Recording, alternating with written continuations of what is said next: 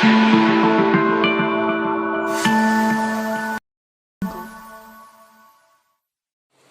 बच्चों, आप सबका स्वागत है मेरे YouTube चैनल में रमा मैम क्लासेस में।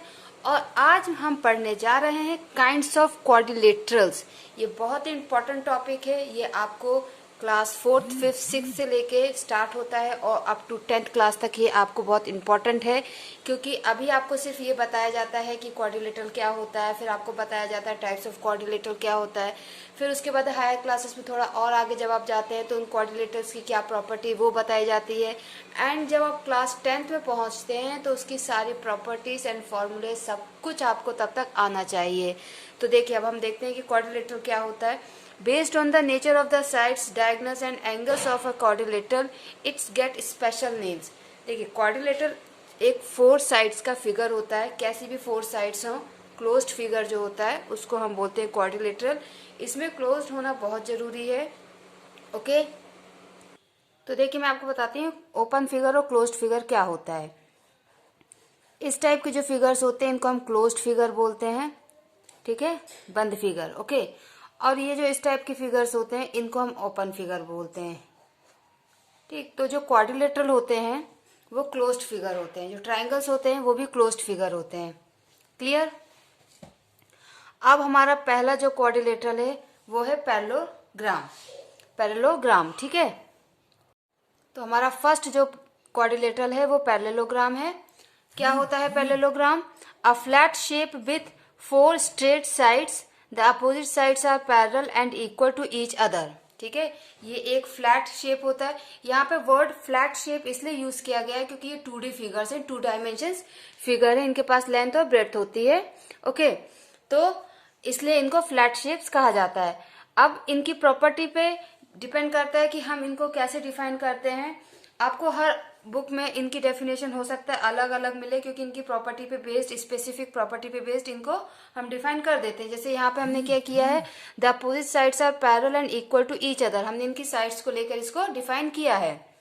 तो देखिए, ये इसकी फर्स्ट प्रॉपर्टी है, the opposite sides are parallel and equal to each other. इसकी जो अपोजिट साइड्स होती है वो पैरेलल होती हैं और क्या होती है, इक्वल होती है। तो अपोजिट साइड्स इनका मतलब ये है कि A B is parallel to D C, A D is parallel to B C. ये मैंने लिखा भी है, ये पैरेलल साइन का शॉर्ट फॉर्म है। हम जब दो साइड्स को पैरेलली शो करना होता है तो हम इस तरीके से 2 लाइन खींच देते हैं। तो इसका मतलब होता है कि वो ए बी जो है वो डी सी के पैरेलल है, या कोई भी एक साइड दूसरी साइड के पैरेलल है। जिसको ये नहीं पता है कि पैरेलल साइड्स क्या होती है, मैं उनको बता देती हूँ। पैरेलल साइड्स ऐसी 2 साइड्स होती हैं जो जिसको हम जितना भी आगे एक्सटेंड करें वो कभी भी इंटरसेक्ट नहीं होती हैं, ठीक है। ऐसी भी 2 पैरेलल लाइंस होती हैं जिसको आप कितना भी आगे या पीछे बढ़ाओगे वो एक दूसरे को क्रॉस कभी भी नहीं करेंगी, वो एक दूसरे को इंटरसेक्ट कभी भी नहीं करेंगी। उनको हम बोलते हैं पैरेलल साइड्स। ओके, तो पैरेललोग्राम में क्या होता है कि अपोजिट साइड्स जो होती हैं वो इक्वल भी होती हैं और पैरेलल भी होती हैं। सेकंड प्रॉपर्टी इसकी क्या है, अपोजिट एंगल्स आर इक्वल। इसके जो अपोजिट एंगल्स होते हैं वो इक्वल होते हैं। दैट मीन्स मैंने यहाँ पे सेम कलर से भी दिखाया है कि अपोजिट एंगल्स इक्वल होते हैं। So angle A is equal to angle C and angle B is equal to angle D. Okay, now third property मैंने इसको लिखा भी है अच्छे से, एंगल बी। देखिए, एंगल्स को भी ना लिखने के 2 तरीके होते हैं। जैसे मैंने लिखा है एंगल बी और साथ साथ क्या लिखा है, ए बी सी। आप जिस एंगल की बात करते हो वो आप लेटर आपका सेंटर में आना चाहिए, ठीक है। जैसे मैंने बोला है ए बी सी, क्योंकि मैं एंगल बी की बात कर रही थी इसलिए बी को मैंने सेंटर में लिखा है। इसको रिवर्स पे भी लिख सकते हैं, सी बी ए, ठीक है। दोनों तरीके से हम लिख सकते हैं, बट बी जो लेटर है वो आपका सेंटर में आना चाहिए। तो आप अगर सिंपल ऐसे लिखते हैं एंगल बी और ए बी सी तो एक ही बात है। ओके, इस तरीके से लिखना हमारे लिए तब काम होता है जब हमें एक ही वर्टेक्स पे 2 एंगल मिल जाते हैं। जैसे मान लीजिए कि ये इस तरीके से आपके पास कोई फिगर है, ठीक है, और इसकी नेमिंग है ऐसे ए बी सी डी। अगर आप यहाँ पे लिखेंगे एंगल बी, अगर आपने लिखा है एंगल बी तो ये बहुत कंफ्यूजन होगा। क्यों? क्योंकि एंगल बी में हो सकता है वो इस पूरे को मान लें या फिर हो सकता है वो ये मान लें, या फिर ये भी हो सकता है कि वो इसको मान लें। ठीक है, इन दैट केस हमको ये डिफाइन करने के लिए कि हम किस वाले एंगल की बात कर रहे हैं, इसकी बात कर रहे हैं कि इसकी बात कर रहे हैं कि इसकी बात कर रहे हैं, हमको लिखना पड़ेगा कैसे, एंगल ए बी सी। ठीक है, क्या लिखा हमने, A B C, that means हम सिर्फ इसकी बात कर रहे हैं। ओके, और अगर हमने लिखा angle C B D, C B D, that means हम सिर्फ इसकी बात कर रहे हैं। और अगर हमने ऐसे लिखा एंगल ए बी डी, ए से स्टार्ट किया, बी पे गए और डी पे आए, तो हम इस पूरे की बात कर रहे हैं। ओके, तो ऐसे केसेस में फिर हमको ये 3 लेटर्स वाले के अकॉर्डिंग एंगल डिफाइन करना पड़ता है। ओके, चलिए, तो ये आपको क्लियर हो गया। तो जैसे कि मैंने अपने इसे प्रीवियस वीडियो में आपको बताया कि डायगोनल्स क्या होते हैं, अपोजिट वर्टेक्स को ज्वाइन करने वाली लाइन को हम डायगोनल्स बोलते हैं। तो यहाँ पे 2 डायगोनल्स हैं, ए सी एंड बी डी। पैरेललोग्राम के जो डायगोनल्स होते हैं ये एक दूसरे को बाइसेक्ट करते हैं। बाइसेक्ट का मतलब होता है 2 इक्वल पार्ट्स में डिवाइड करना। ओके, ये जो वर्ड लिखा है बाइसेक्ट, तो बाइसेक्ट का मीन्स होता है 2 इक्वल पार्ट्स में डिवाइड करना। तो क्या होता है कि ए सी और बी डी एक दूसरे को बाइसेक्ट करते हैं। बाइसेक्ट जब ये कर देते हैं, इक्वल पार्ट्स में डिवाइड करते हैं, तो इसका मतलब होता है O B is equal to O D, O C is equal to O ए।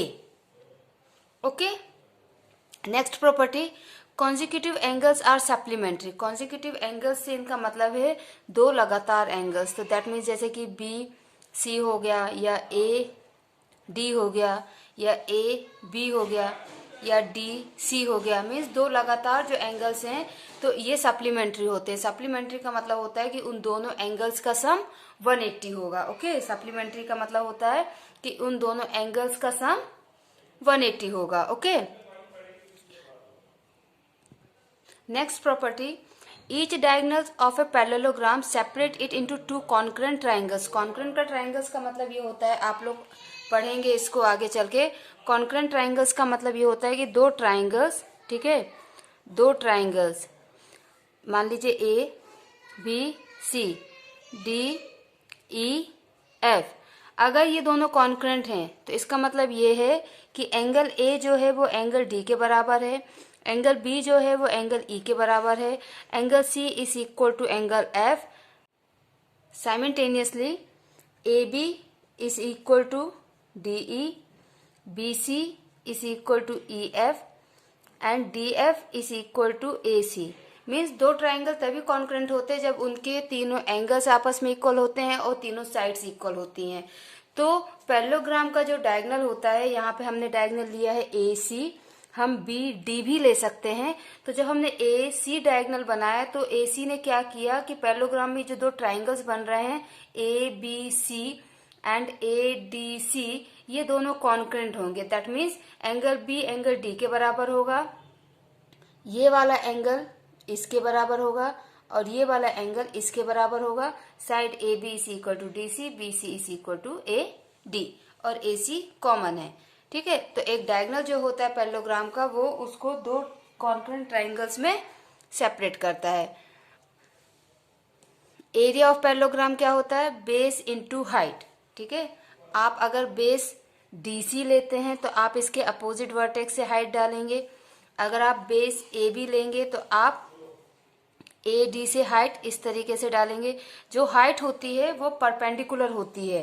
ठीक है, हाइट जो होती है उसी बेस पे, जो आप बेस ले रहे हो उसी बेस पे हम अपोजिट वर्टेक्स से हाइट डालते हैं और वो हमेशा परपेंडिकुलर होती है। परपेंडिकुलर मीन्स यहाँ पे 90 डिग्री का एंगल बनता है। Okay, now perimeter of parallelogram क्या होता है, 2 इंटू ए प्लस बी। यहाँ पे ए से मतलब है ये और बी से मतलब है ये। ठीक है, ए एंड बी ये साइड्स जो होती हैं, तो पेरीमीटर क्या होता है 2 इंटू ए प्लस बी। ओके, तो ये हो गया हमारा पैरेललोग्राम। नेक्स्ट आता है रेक्टेंगल। तो रेक्टेंगल क्या होता है, a flat shape with 4 straight sides and 4 angles of 90 degree. 2 of the sides are longer than the other 2। ठीक है, तो ये भी एक फ्लैट शेप होता है 4 साइड्स का। इसमें जो 4 एंगल्स होते हैं वो हर एक एंगल 90 डिग्री का होता है। इसकी 2 साइड्स बाकी की 2 साइड से छोटी होती हैं।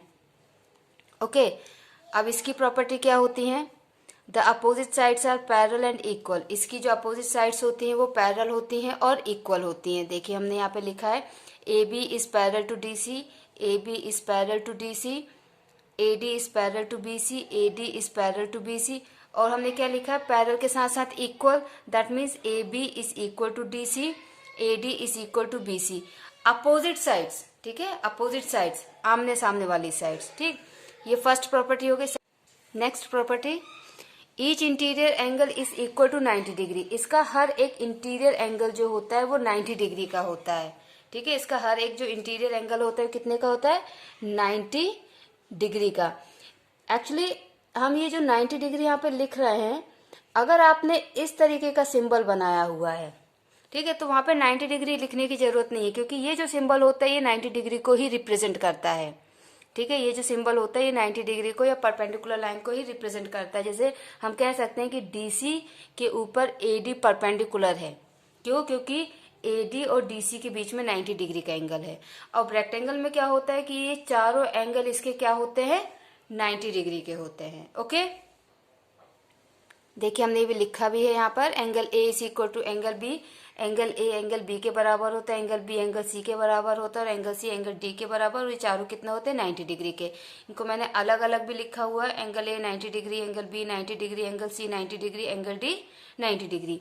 ये एंगल को रिप्रेजेंट करने का सिंबल होता है। इस तरीके से हम जो रिप्रेजेंट करते हैं ये होता है angle, okay. So angle D is equal to 90 degree. ये रेक्टेंगल की प्रॉपर्टीज है। Diagonals of rectangles are equal and they bisect each other. Rectangle के डायगोनल्स क्या होते हैं, इक्वल होते हैं। पैरेललोग्राम के डायगोनल्स इक्वल नहीं होते हैं लेकिन बाइसेक्ट करते हैं, ठीक है। अगर हम पैरेललोग्राम के डायगोनल्स को इक्वल कर दें तो फिर वो पैरेललोग्राम नहीं, वो रेक्टेंगल बन जाएगा। या यूं कहा जाए कि अगर हम रेक्टेंगल के डायगोनल्स को नॉट इक्वल कर दें, ठीक है, एक को बड़ा एक को छोटा कर दे, तो एक रेक्टेंगल पैरेललोग्राम में कन्वर्ट हो जाएगा। ये चीजें मैं आपको बाद में बताऊंगी। अभी आप ये देखिए कि रेक्टेंगल के जो डायगोनल्स होते हैं ये इक्वल होते हैं और इक्वल के साथ ही साथ ये एक दूसरे को बाइसेक्ट भी करते हैं, ठीक है। तो मैंने इक्वल के लिए लिखा है A C is equal to B D और बाइसेक्ट के लिए O A is equal to O C, O B is equal to O D, okay. Now fourth one, A diagonal of a rectangle separates it into two concurrent triangles। जैसे कि parallelogram में था, same आपका rectangle में भी है कि जो डायगोनल होता है वो इसको दो कॉन्करेंट ट्राइंगल्स में डिवाइड करता है। कॉन्करेंट ट्राइंगल्स क्या होते हैं मैं आपको बता चुकी हूँ। कॉन्करेंट ट्राइंगल्स को रिप्रेजेंट करने का ये सिंबल होता है, ठीक है। इस तरीके से इक्वल साइन के ऊपर ये बना देते तो इसका मतलब ये हो जाता है कि ये दोनों ट्राइंगल्स आपस में कॉन्करेंट हैं। Clear. Now area of rectangle क्या होता है, अगर हम इसको लेंथ लें, ये अगर लेंथ है और ये हमारी ब्रेड्थ है तो एरिया ऑफ रेक्टेंगल क्या होगा, length into breadth. And perimeter of rectangle 2 into length plus breadth, same as parallelogram, okay. Third हमारा क्वाड्रिलेटरल है रोम्बस। और rhombus is a quadrilateral whose 4 sides are equal. इसकी चारों साइड्स इक्वल होती हैं in length. Another name is equilateral quadrilateral. इसका दूसरा नाम है इक्विलेटरल क्वाड्रिलेटरल। क्यों, क्योंकि इसकी सारी साइड्स इक्वल होती है इसलिए। जैसे इक्विलेटरल ट्राइंगल होता है उसकी तीनों साइड्स इक्वल होती है, ऐसे ही इक्विलेटरल क्वाड्रिलेटरल क्योंकि इसकी चारों साइड्स इक्वल होती हैं, ओके। बट इसको रोम्बस के नाम से ही जाना जाता है। इसकी प्रॉपर्टीज क्या है, all 4 sides of rhombus are equal. इसकी चारों साइड्स इक्वल होती हैं। AB is equal to BC, BC is equal to DC and DC is equal to AD and AD is equal to AB, okay. इसकी चारों sides equal होती हैं। Opposite angles are equal. इसके opposite angles equal होते हैं जैसे कि parallelogram में होता है, ठीक है। तो angle B is equal to angle D and angle A is equal to angle C, okay. Opposite sides are parallel. इसकी अपोजिट साइड्स पैरेलल होती हैं। AB is parallel to DC, BC is parallel to AD. In a rhombus, diagonals bisect each other at right angle. ये एक important property है जो सिर्फ और सिर्फ रोम्बस और स्क्वायर के पास होती है। हम स्क्वायर आगे डिस्कस करेंगे। ये प्रॉपर्टी सिर्फ और सिर्फ रोम्बस और स्क्वायर में होती है कि इसके जो डायगोनल्स होते हैं ये बाइसेक्ट करने के साथ साथ जो बाइसेक्ट करते हैं वो 90 डिग्री पे बाइसेक्ट करते हैं। दैट मीन्स कि ये डायगोनल्स जो होते हैं एक दूसरे के परपेंडिकुलर भी होते हैं, ठीक है। तो ये परपेंडिकुलर हैं, इसका मतलब ए ओ बी जो है ये 90 डिग्री का एंगल होगा। Okay, diagonals bisect each other, ये बाइसेक्ट भी करते हैं, इसका मतलब O A is equal to O C, O D is equal to O B. और परपेंडिकुलर बाइसेक्ट है, दैट मीन्स कि ये एंगल 90 डिग्री के, चारों एंगल 90 डिग्री के हैं। ये देखिए मैंने आपको एक रेक्टेंगल शेप भी यहाँ पे बनाया हुआ है, इससे समझ में आता है कि 90 डिग्री का एंगल यहाँ पे हो रहा है। Okay, some of the two adjacent angle is equal to 180 degree. इनके दो एडजेसेंट एंगल्स का जो सम होता है वो 180 होता है, means adjacent angles are supplementary. Okay, area of rhombus क्या होता है, हाफ d1 इंटू d2। यहाँ पे d1 और d2 ये डायगोनल्स को रिप्रेजेंट कर रहे हैं रोम्बस के। ठीक है, हमने इसको d1 ले लिया है, इसको d2 ले लिया। ऐसा जरूरी नहीं है कि आप हमेशा इसको d1 लें, आप इसको भी ले सकते हो, तो नाम है, आप इंटरचेंज कर सकते हैं। बट एरिया क्या होगा, half d1 into d2। Perimeter of rhombus 4 into side, ये साइड होती है। ठीक है, इसको कभी ए से, कभी एक्स से, कभी वाई से, आप जिससे चाहे उससे रिप्रेजेंट कर सकते हैं। तो उसके अकॉर्डिंग आपका फॉर्मूला बन जाएगा 4 इंटू साइड। अगर हमने इसको ए से रिप्रेजेंट किया है तो ये हो जाएगा 4a। ओके, हाँ एक बात और, जो एरिया होता है वो हमेशा centimetre square, metre square, kilometre square, square में निकलता है। तो और जब आपको यूनिट नहीं दी होती है तो हम लिख देते हैं यूनिट स्क्वायर। अगर आपको मीटर सेंटीमीटर नहीं दिया तो सिंपल आप लिख दोगे यूनिट स्क्वायर। तो ये हो जाएगा यूनिट स्क्वायर और ये हो जाएगा यूनिट। पेरीमीटर सिंपल यूनिट में निकलता है। Okay, fourth one is square. A square is a closed and two-dimensional shape with 4 equal sides. Square एक क्लोज्ड फिगर होता है, सारे के सारे क्वाड्रिलेटरल क्लोज्ड फिगर होते हैं, जिसमें से स्क्वायर जो है इसकी चारों साइड्स इक्वल होती हैं। ओके, तो इसकी प्रॉपर्टीज में क्या आएगा, 4 sides are equal, A B is equal to B C and B C is equal to D C and D C is equal to A D and A D is equal to A B. Opposite sides are parallel, AB is parallel to DC, AD is parallel to BC. All 4 angles are of 90 degree. इसके चारों angles क्या होते हैं, 90 degree के होते हैं, same as rectangle. Okay, जैसा कि अभी हमने रोम्बस में पढ़ा है कि इसके रोम्बस के जो डायगोनल्स होते हैं वो बाइसेक्ट करते हैं और साथ ही साथ परपेंडिकुलर होते हैं। सेम आपका स्क्वायर में भी होता है, बट इसमें एक चीज और एक्स्ट्रा ऐड होती है, वो ये कि इसके डायगोनल्स बाइसेक्ट भी करते हैं, परपेंडिकुलर भी होते हैं और साथ ही साथ इक्वल भी होते हैं। ठीक है, means B D is equal to A C और ये परपेंडिकुलर होते हैं, that means angle A O B is 90 degree, angle B O C is 90 degree, angle D O C is 90 degree, angle D O A is 90 degree. That means this are perpendicular और bisect करते हैं। इसका मतलब क्या हुआ, O A is equal to O C, O B is equal to O D. Area of square क्या होता है, साइड इंटू साइड। साइड को अगर आप ए लेंगे तो हो जाएगा a into a unit square. Perimeter of square 4 into side, same as rhombus. ठीक है, रोम्बस का जो पेरीमीटर का फॉर्मूला है वही स्क्वायर का होता है। Last trapezium. ट्रेपीजियम बहुत ही कंफ्यूजिंग होता है क्योंकि ट्रेपीजियम के कई सारे शेप्स होते हैं, जिसमें से हमेशा इस शेप्स को लेके प्रॉपर्टी डिफाइन की जाती है, बट ये भी आपका ट्रेपीजियम ही होता है। यहाँ पर मैं आपको इस शेप के अकॉर्डिंग, इस ट्रेपीजियम के अकॉर्डिंग प्रॉपर्टीज बताऊंगी। तो ट्रेपीजियम क्या होता है, a flat shape with 4 straight sides. इसमें भी 4 साइड्स होती है क्योंकि क्वाड्रिलेटरल का टाइप है, इसलिए 4 साइड्स होंगी ही। 1 pair of opposite sides being parallel. इसका एक पेयर पैरेलल होता है और एक पेयर इसका पैरेलल नहीं होता है। अगर हम इस वाले ट्रेपीजियम की बात करें तो इसका जो दूसरा पेयर होता है वो इक्वल होता है, और अगर इस वाले ट्रेपीजियम की बात करते हैं तो सिर्फ और सिर्फ इसका एक पेयर पैरेलल होता है और दूसरा पेयर इसका पैरेलल भी नहीं होता है और इक्वल भी नहीं होता है। लेकिन हमें इस ट्रेपीजियम के अकॉर्डिंग बात करनी है। आपको कई बुक्स में ये भी मिलेगा, इसलिए मैंने ये भी आपके लिए बना दिया है। ओके, इसकी प्रॉपर्टीज क्या है, 2 angles on the same sides are supplementary. Same sides में जो 2 एंगल्स होते हैं, ये वाले हमने अगर साइड ली तो ये दोनों एंगल्स जो होंगे ये सप्लीमेंट्री होंगे, मीन्स इन दोनों का सम क्या होगा, 180 होगा। ओके, डायगोनल्स आर इक्वल, ये वाले की बात हम कर रहे हैं इस ट्रेपीजियम के अकॉर्डिंग। डायगोनल्स इसके इक्वल होते हैं बट बाइसेक्ट नहीं करते हैं, दैट मीन्स इक्वल पार्ट्स में डिवाइड नहीं करते हैं, सिर्फ इंटरसेक्ट होते हैं। ठीक है, डायगोनल्स इक्वल होते हैं और डायगोनल्स इंटरसेक्ट करते हैं, बाइसेक्ट नहीं करते। इंटरसेक्ट मतलब सिंपल टकराना, ठीक है, और बाइसेक्ट मतलब होता है इक्वल पार्ट्स में डिवाइड करना। तो ट्रेपेजियम के डायगोनल्स सिर्फ इंटरसेक्ट करते हैं। Okay, so one pair of opposite sides are parallel, one pair of opposite sides are equal and diagonals intersect each other। तो ये आपके 5 टाइप्स ऑफ क्वाड्रिलेटरल हो गए। अब जो इम्पोर्टेंट बात मैं आपको बताने वाली थी वो ये, क्योंकि ये चीज आपको आगे कंफ्यूज कर सकती है, तो आप अभी इसको क्लियर कर लीजिए। वो ये होता है, देखिए, और इस टाइप के क्वेश्चंस भी आते हैं कि अगर एक पैरेललोग्राम है, ठीक है, अगर एक पैरेललोग्राम है तो पैरेललोग्राम की क्या प्रॉपर्टीज हमने पढ़ी है? डायगोनल्स बाइसेक्ट करते हैं, अपोजिट साइड्स पैरेलल होती हैं, ठीक है। अगर हम इसके डायगोनल्स को इक्वल कर दें, ये डायगोनल्स बाइसेक्ट तो करते हैं बट आपस में इक्वल नहीं होते हैं, ठीक है, ये वाला डायगोनल छोटा होता है, ये वाला बड़ा होता है। ओके, तो अगर हम इसके डायगोनल्स को इक्वल कर दें, डायगोनल्स को इक्वल कर दें मीन्स हम इस वाले फिगर को ऐसे धक्का देंगे इधर से, लाइक दिस। ओके, तो ये डायगोनल्स को जब हम इक्वल कर देंगे तो ये क्या बन जाएगा? रेक्टेंगल।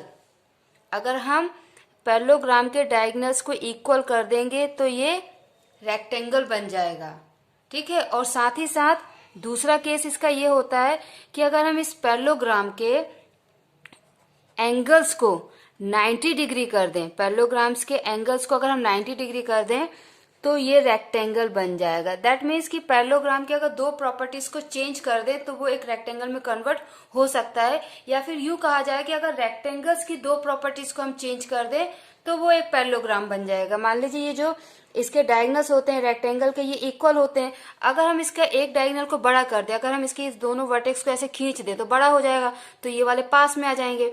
तो एक रेक्टेंगल को हम पैरेललोग्राम में कन्वर्ट कर सकते हैं अगर इसके हम डायगोनल्स को अनइक्वल कर दें तो, ठीक है। तो इस तरीके से एक क्वाड्रिलेटरल दूसरे क्वाड्रिलेटरल में कन्वर्ट हो जाता है अगर हम उसकी एक या दो प्रॉपर्टीज को स्लाइटली चेंज करें तब। क्लियर?